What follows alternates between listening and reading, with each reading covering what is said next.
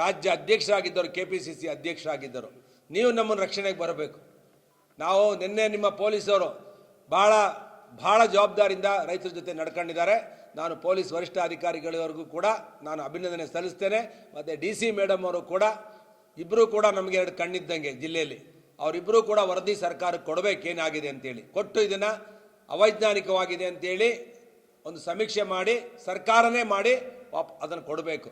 ಯಾರೋ ಒಬ್ಬರು ಯೋಜನೆ ಮಾಡಿರೋಂಥವ್ರು ನಮ್ಮ DK ಶಿವಕುಮಾರ್ ಸಾಹೇಬರಿಗೆ ವಿನಂತಿ ಮಾಡ್ತೇನೆ, ನಿಮ್ಮಲ್ಲಿ ಯಾರೋ ತಾಂತ್ರಿಕ ಸಮಿತಿಯ ಸದಸ್ಯರಿದ್ದಾರಲ್ಲ, ನಿಮ್ಮ ಚೇಲಾಗಳ ಥರ ಅವ್ರನ್ನ ಫಸ್ಟು ಹಾಕಿ, ಯಾರ ಇಂಡಿಯನ್ ಇನ್ಸ್ಟಿಟ್ಯೂಟ್ ಆಫ್ ಸೈನ್ಸಲ್ಲಿರೋಂಥ ಅಡ್ವೈಸರ್ಗಳನ್ನ ಜೊತೆಲಿ ಇಟ್ಕೊಳ್ಳಿ.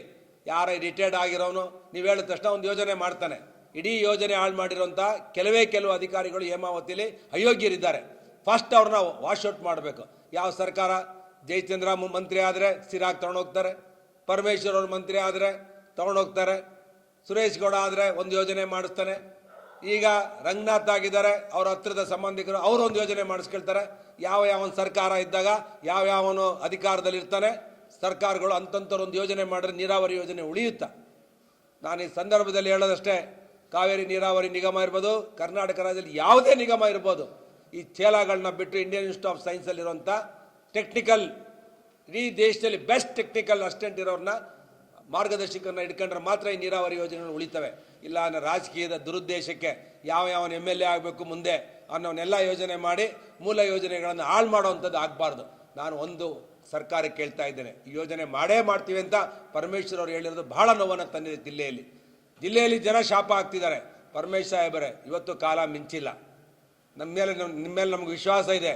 ಬರೀ ಸಜ್ಜನ ರಾಜಕಾರಣಿ ಅಲ್ಲ, ಬುದ್ಧಿವಂತರಲ್ಲ, ಲೆಕ್ಕಕ್ಕೆ ಬರಲ್ಲ. ನೀವು ಇಂಥ ಕಷ್ಟ ಕಾಲದಲ್ಲಿ ನಿಂತ್ಕೊಂಡಾಗ ಮಾತ್ರ ಜನ ನೀವು ಶಾಶ್ವತವಾಗಿ ತುಮಕೂರು ಜಿಲ್ಲೆಯಲ್ಲಿ ಉಳ್ಕೊಳ್ತೀರ. ಇಲ್ಲ ಅಂದರೆ ರಾಜಕೀಯ ಮಾಡ್ಕೊಂಡು ನೀವು ಇದೇ ಥರ ಹೇಳಿಕೆಗಳು ಕೊಟ್ಕೊಂಡು ಸರ್ಕಾರನ ರಕ್ಷಣೆ ಮಾಡುವಂಥ ಕೆಲಸ ನೀವು ಮಾಡಲೇಬೇಕು. ಈ ಯೋಜನೆ ನಿಲ್ಲಿಸಲ್ಲ ಅಂತ ಸರ್ಕಾರದ ಪರ ಮಾತಾಡ್ದಂಗೆ ಮಾತಾಡಬೇಡಿ. ವಾಸ್ತವಾಂಶ ಮಾತಾಡಿ ಈ ಯೋಜನೆಗೆ ತಾತ್ವಿಕವಾಗಿ ಕ್ಲೋಸ್ ಮಾಡಿ ಒಂದು ಡಿಸಿಷನನ್ನು ನಾವೆಲ್ಲ ಸೇರ್ ಮಾಡೋಣ. ನಿಮ್ಮ ಜೊತೆ ನಾವು ಇರ್ತೇವೆ. ರಾಜಕೀಯ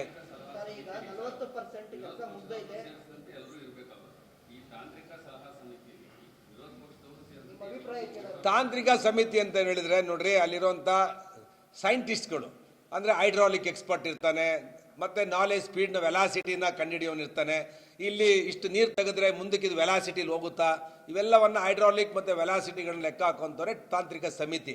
ಅಲ್ಲಿ ಸಜೆಷನ್ ಇವ್ರು ಏನಾದ್ರು ಯಾಮಾರಿಸಿದ್ರೆ ತಾಂತ್ರಿಕ ಸಮಿತಿಯಲ್ಲಿರುವಂಥವ್ರು ಒತ್ತಡಕ್ಕೆ ಒಳಗಾಗಿ ಸರ್ಕಾರದ ಪರ ಕೊಟ್ಟು ಆ ಯೋಜನೆ ಪರ ಕೊಡೋದಕ್ಕೆ ವಿರೋಧ ಮಾಡೋಕ್ಕೆ ನಾವು ಯಾರೋ ಇಬ್ಬರು ಇರಬೇಕಾಗಿತ್ತು.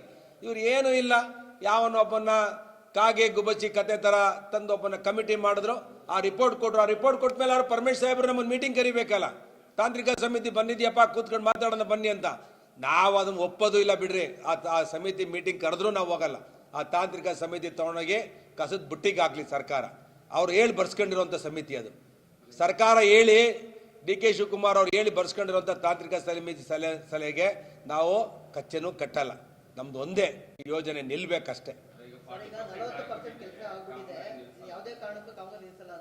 ರೀ. 5% ಆಗಿಲ್ವಲ್ರಿ, ಸ್ಟಾರ್ಟ್ ಆಗಿರೋದೇ ಭೂಮಿನೇ ಅಕ್ವಿಜೇಷನ್ ಆಗಿಲ್ಲ, ಎಲ್ಲ ಸ್ಟೇ ಆಗಿದೆ. ಸ್ಟಾರ್ಟಿಂಗ್ ರೀಚಲ್ಲೇ ಇನ್ನೂ ಒಂದು 100 ಮೀಟರ್ ತೆಗೆದಿಲ್ಲ. ನೀವೆಲ್ಲ ಪತ್ರಿಕೆಯವ್ರು ನೋಡಿದ್ದೀರಾ. ಏನೋ ಈ ಪೈಪ್ಗಳವನು ಕಾಂಟ್ರಾಕ್ಟ್ ದುಡ್ಡು ತಿನ್ಬಿಟ್ಟವನೆ. ಕಾಂಟ್ರಾಕ್ಟ್ರ್ ಬಿಲ್ ಕೊಟ್ಟರೆ 40% ಅಂತ ಯಾರು ಹೋಗ್ತಾರ? ಕೆಲಸನೇ ಹಿಡಿದಿಲ್ವಲ್ಲ. ಮಾನ್ಯ ಮುಖ್ಯಮಂತ್ರಿಗಳು ದಯವಿಟ್ಟು ವರದಿ ತರಿಸ್ಕೋಬೇಕು. ಪೈಪ್ ಒಂದು ದುಡ್ಡು ಹೊಡ್ಕೊಂಡು ಹೋಗಿದ್ದಾನೆ ಪೈಪ್ ಕಾಂಟ್ರಾಕ್ಟ್ರು.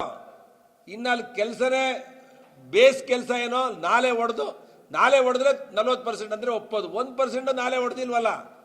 ಪೈಪ್ ಇದೆ, ಪೈಪ್ ಎಲ್ಲರೂ ಯೂಸ್ ಮಾಡ್ಕೊಳ್ಳಿ ಸರ್ಕಾರ. ಅದನ್ನು ಕಾಂಟ್ರಾಕ್ಟ್ರಿಗೆ ಬೇರೆ ಯಾವ್ದಾರು ಯೋಜನೆ ಮಾಡಲಿ. ಇಲ್ಲ, ನೇರವಾಗಿ ನಾನು DK ಶಿವಕುಮಾರ್ ಅವರು ರಂಗನಾಥ್ ಅವ್ರಿಗೆ ಹೇಳೋದಿಷ್ಟೇ, ನೀವಿಬ್ಬರು ಬಲಿಷ್ಠರಿದ್ದೀರಾ. ಮುಂದೆ ಮುಖ್ಯಮಂತ್ರಿ ಆಗಬೇಕಾಗಿರೋರು ನಮ್ಮ DK ಶಿವಕುಮಾರ್ ಸಾಹೇಬರು.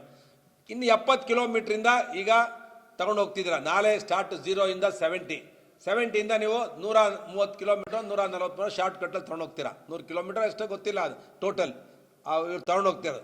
ಇನ್ನು 70 ಕಿಲೋಮೀಟ್ರಿಗೆ ಹಾಕಕ್ಕೆ ಎಷ್ಟು ಖರ್ಚಾಗುತ್ತೆ? 50-60 ಕಿಲೋಮೀಟ್ರಿಗೆ ಬೈಪಾಸ್ ಮಾಡಿ ತಗೊಂಡು ಹೋಗ್ತಾ ಇದ್ದೀರಾ ಕಳ್ಳ ಮಾರ್ಗದಲ್ಲಿ. ಇನ್ನು 70 ಕಿಲೋಮೀಟ್ರ್ ಹಾಕ್ಬಿಡಿ ಡ್ಯಾಮಿಂದನೇ. 3 TMC ಅಲಾಟ್ ಮಾಡ್ಕೊಂಡು ಸಪ್ರೇಟ್ ಡ್ಯಾಮಿಂದ ಹಾಕೊಂಡು ತೊಗೊಂಡೋಗಪ್ಪ. ನೀನು ರಾಮನಗರಕ್ಕಾರು ತೊಗೊಂಡೋಗೋ, ಕನಕಪುರಕ್ಕಾರು ತೊಗೊಂಡೋಗೋ, ನಾವು ಎತ್ತಿ ಯಾವುದೋ ಇದು ಕಟ್ತೀನಿ ಅಂದ್ರಲ್ಲ ಅವರು, ಮೇಕೆ ದಾಟಿಂದನಾರು ತೊಗೊಂಡು ಹೋಗಲಿ ಅಲ್ಲಿಗೆ ರಾಮನಗರಕ್ಕೆ. ಹೇಮಾವತಿ ಡ್ಯಾಮಿಂದನೇ ಕೊರೆದು ಡೈರೆಕ್ಟಾಗಿ ತೊಗೊಂಡು ಹೋಗಲಿ, ನಮ್ದೇನು ತಕರಾರಿಲ್ಲ. ನಮ್ಮ ಬಡವರು ಪಾಪ ಅಮಾಯಕರು ಪಾಪ, ಅಲ್ಲಿ ಶಾಸಕರು ಅವ್ರ ಜೊತೆ ಇಲ್ಲ, ನಮ್ಮಲ್ಲಿ ಪಾಪ ಕೆಲವು ಕಡೆ ಶಾಸಕರಿಲ್ಲ, ಶಾಸಕರನ್ನು ನೀವು ಎದುರಿಸಿಟ್ಕೊಂಡ್ಬಿಟ್ಟಿದ್ದೀರಾ ಪಾಪ, ಅವ್ರನ್ನೆಲ್ಲ ಬಾಯಿಗೆ ಪ್ಲಾಸ್ಟರ್ ಹಾಕಿ ಕುಣಿಸ್ಬಿಟ್ಟಿದ್ದೀರಾ ಪಾಪ. ನಮ್ಮ ವಾಸಣ್ಣನಿಗೂ ಮಾತಾಡ್ದಂಗೆ ಒಂದು ತಿಂಗಳು ಗಡುವು ಕೊಟ್ಟಿದ್ದೀವಲ್ಲ, 1 ಮಂತ್ ಟೈಮ್ ಕೊಟ್ಟಿದ್ದೇವೆ ನಾವು ನಿರಂತರ, ಇದು ಗಡುವು ಇಲ್ಲ, ಇದು ಯಾವಾಗ ಅಂತ ಇಲ್ಲ, ಯಾವಾಗ ಕೆಲಸ ಸ್ಟಾರ್ಟ್ ಆಗುತ್ತೋ ಅವಾಗ ಎದ್ದೇಳ್ತೀವಿ ನಾವು. ನಮ್ದು ಅಲ್ಲೇ ತಿಕಾಣಿ ಹೂಡ್ತೇವೆ. ಇಲ್ಲ ನಮ್ಮ ಹೆಣದ ಮೇಲೆ ನೀರು ಹೋಗ್ಬೇಕು, ಇಲ್ಲ ಅಂತ ಹೇಳಿದ್ರೆ ಇದು ನಿಲ್ಲಿಸ್ಬೇಕಷ್ಟೆ. ಎರಡೇ ಇಲ್ಲಿರೋದು, ಏನಿಲ್ಲ, ಇಲ್ವೇ ಇಲ್ಲ. ನಾವು ಹೇಳ್ಬಿಟ್ಟಿದ್ದೇನೆ ಫಾಸ್ಟ್ ನಾನೇ ಅಲ್ಲಿ ಮಲಗ್ತೀನಿ ಅಂತ. ನಮ್ಮ ಹೆಣದ ಮೇಲೆ ನೀರು ತೊಗೊಂಡು ಹೋಗ್ಬೇಕಷ್ಟೆ. ವೆರಿ ಕ್ಲಿಯರ್ ಇದೀವಿ ನಾವು. ಪದೇ ಪದೇ ರಾಜಕೀಯ ನಾನು ಮಾತಾಡಲ್ಲ, ನಾನು ಈ ವಯಲೆನ್ಸ್ ಬಗ್ಗೆ ಮಾತಾಡಲ್ಲ. ಆದರೆ ಪದೇ ಪದೇ ಸರ್ಕಾರ ನಾವು ಮಾಡ್ತೀವಿ ಅಂದರೆ ಕೊನೆ ಮಾತು ನಮ್ಮ ಹೆಣದ ಮೇಲೆ ನೀರು ಹೋಗ್ಬೇಕಷ್ಟೆ. ಇಷ್ಟೇ ಲಾಸ್ಟ್. ಧನ್ಯವಾದ.